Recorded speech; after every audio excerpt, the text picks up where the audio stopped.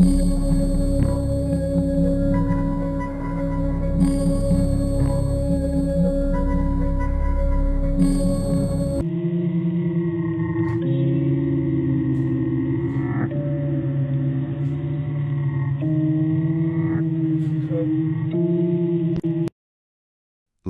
sat in her small apartment, once again scrolling through job advertisements.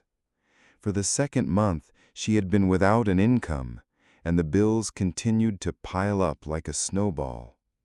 The situation was becoming critical, and the young woman knew she had to find a job as soon as possible. On one of the websites, she came across an ad for a nanny.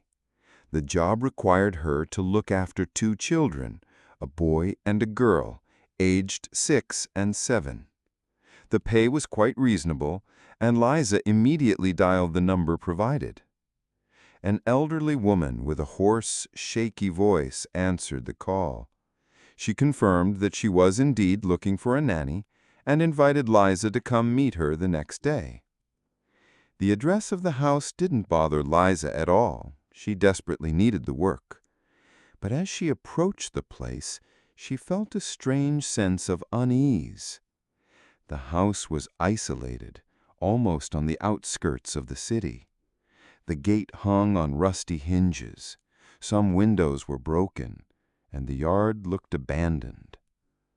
The awkward feeling grew, but Liza decided that since she had already come this far, she should at least check it out. She went up to the door and was about to knock, but it slowly swung open on its own. Standing on the threshold was a tall, thin old woman of about 80. Her face was stern, and her gaze was heavy. Silently, with a gesture, she invited Liza inside. A cold silence reigned inside. When they walked into the living room, the young woman was shocked. This same old woman was the one who had placed the ad, and it was her children that Liza was supposed to be looking after. Before Liza could ask anything, the host took her by the wrist with a cold, icy hand and led her down a long corridor. Old dust-covered photographs hung on the walls. They passed the bedrooms, the kitchen, the living room, and the children's room, but the host kept leading her farther, until she brought her out into the yard.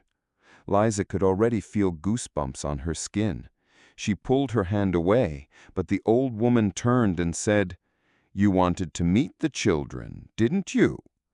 She pointed to an old oak tree. Underneath it lay bright new toys, but there was no boy or girl nearby. "This is Mark, and this is Inna," the woman said unexpectedly, looking directly at the empty spot. A shiver ran down Liza's spine. She knew something was terribly wrong here. She had to leave immediately, but the old woman held her with her gaze and added, "Wait, you haven't seen your workplace yet." Her bony finger pointed to a thicket of bushes. The young woman looked closer, and her heart sank. They were old children's graves, small and barely rising above the ground. The names on the headstones were clearly readable, Mark and Inna. The old woman came closer and said coldly, "To take care of my children, you will have to be with them forever."